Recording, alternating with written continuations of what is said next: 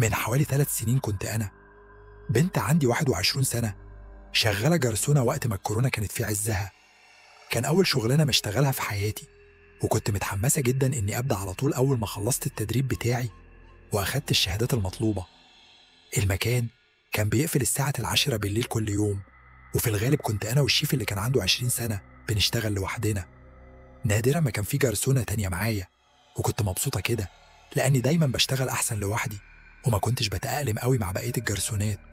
بصراحة كنت مرتاحة كده، فاكرة إن القصة دي حصلت في نهاية فترة شغلي هناك، وفعلا مبسوطة إن الظروف وقتها كانت بالشكل ده.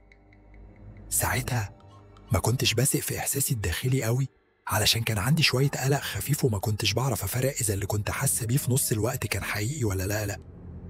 بقول كده علشان لما اللي حصل ده حصل كنت حاسة إنه حقيقي جدا وكان إحساسي قوي. بدأت شفتي اليوم ده حوالي الساعة 3 العصر، سلمت على آخر جرسونة ومشيت، وبقيت لوحدي مع الطباخ.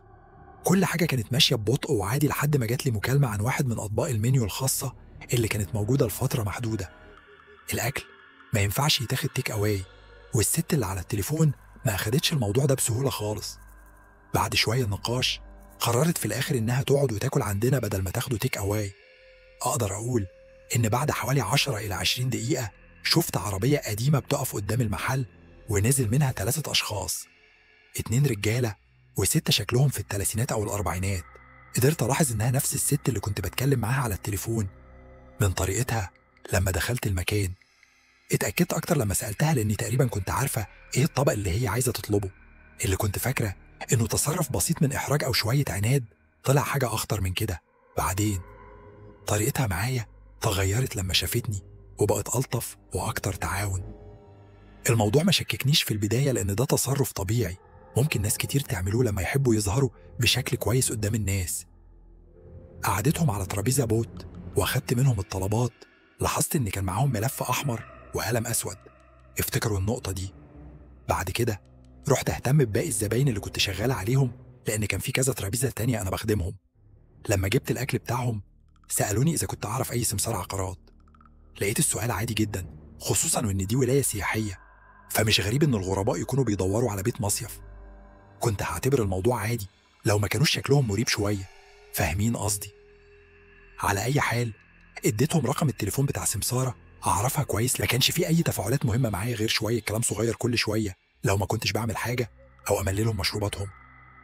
حوالي الساعة 4:30 مساء كانوا هم آخر ترابيزة تمشي من المطعم. لو أي حد اشتغل في مجال الأكل أكيد عارف إنك كجرسون مش بتاخد راحة بالكاد بس وجبة غدا، وأحيانا حتى دي لا لو الدنيا زحمة.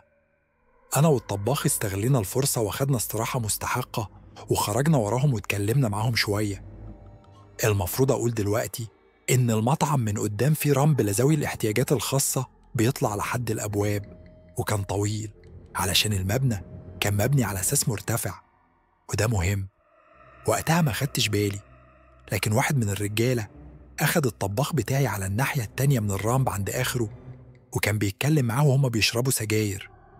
أنا كنت واقفة ورا السور فوق المنصة اللي عند مكان استواء الرامب. لحسن الحظ الراجل التاني والست كانوا على الناحية التانية من السور حوالي 5 أقدام تحت، لكن قدامي.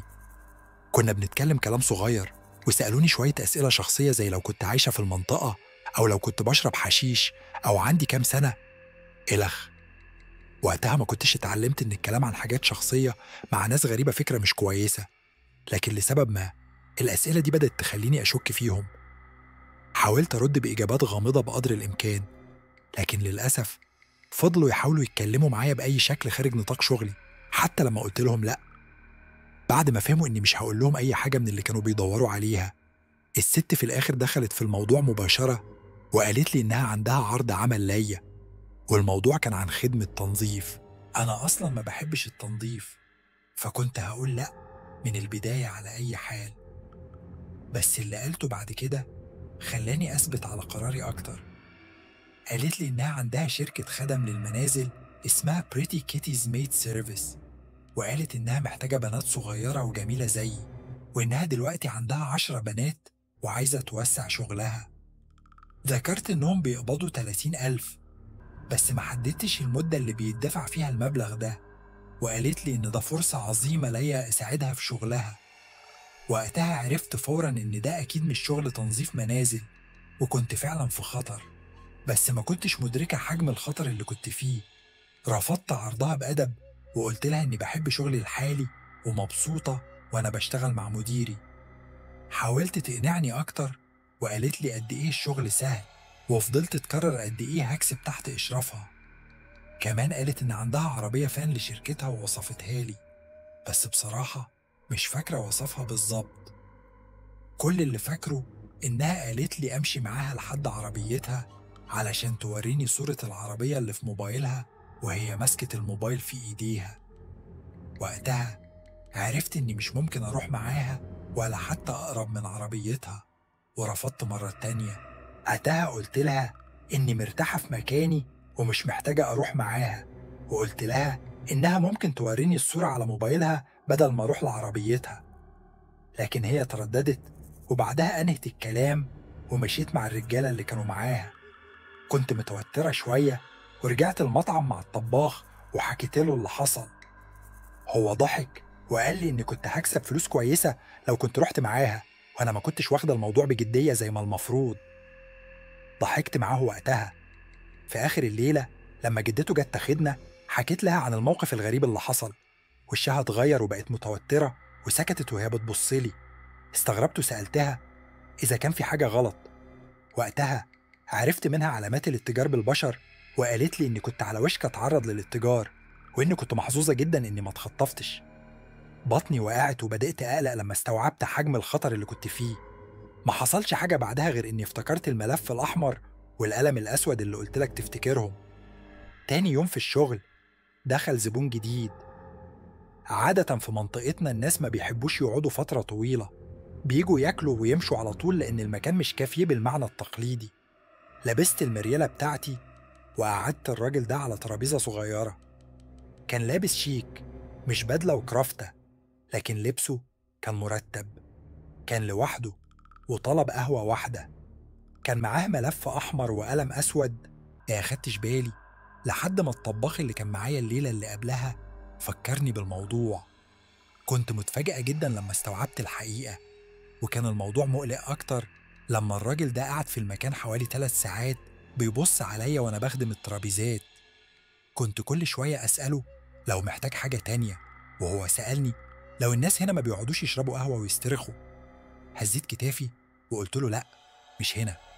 ممكن الموضوع ده يفاجئ ناس كتير، بس الجرسونات عادة مش بيهتموا يسمعوا كلام الزباين اللي بيتكلموه. الحمد لله إني في الموقف ده سمعت. فاكرة كويس إنه كان بيتكلم على التليفون عن فلوس، وإنه محتاج يلاقي بيت جديد. كمان اتكلم عن إنه بينقل فلوس وإنه هيصرف على البنات اللي معاه الليلة. جريت على المطبخ وقلت للطباخ. لحسن الحظ خرج معايا وساعدني نشيل شوية أطباق علشان نخلي الراجل ده يحس إنه مراقب. أعتقد إن الخطة نجحت لأنه مشي بعدها بوقت قصير.